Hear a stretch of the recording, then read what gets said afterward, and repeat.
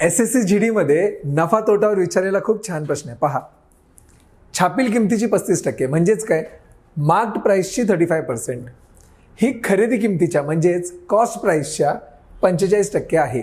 आता बघा, जेव्हा असं दिलेलं असेल, मी काय करतो, मार्क्ड प्राइस म्हणजे छापील किंमत, याला MP म्हणतो. बघा, छापील किमतीची 35%, याचा अर्थ MP इंटू 35%.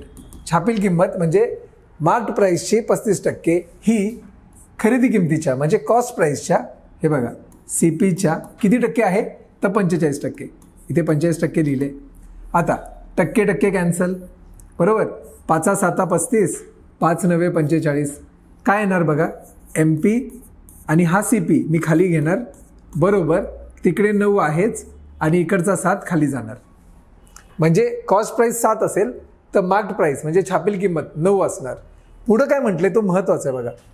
जर सूट दिली नसेल, मला सांगा, जेव्हा सूट दिलेली नाहीये तेव्हा तो दुकानदार काय करणार, जी मार्केट प्राइस असणार त्याच किमतीला ती वस्तू विकणार, म्हणजे मार्क्ड प्राइस बरोबर सेलिंग प्राइस. तर नफ्याची टक्केवारी शोधा. आता बघा ना, किती सिंपल आहे. 7 रुपयाची वस्तू, ही जी 7 रुपयाची वस्तू आहे ती 9 रुपयाला विकली, बरोबर.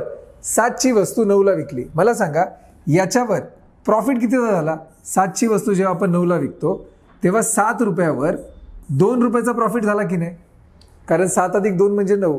7 रुपयावर 2चा प्रॉफिट झाला. आपल्याला टक्केवारी शोधायची आहे, म्हणजे 100वर किती प्रॉफिट झाला, तर 100% मी गुणणार. याचा अर्थ काय होतो, 200 भागिले 7.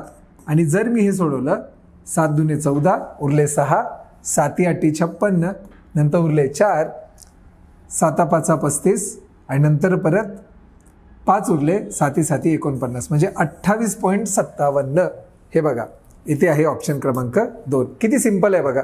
म्हणजे या व्यवस्थित पद्धतीने केलं तर कुठलीही परीक्षा असू द्या सेंट्रल गव्हर्नमेंटची, उत्तर तर येतच. जर ही ट्रिक आणि हा व्हिडिओ आवडला असल्यास नक्की लाईक करा.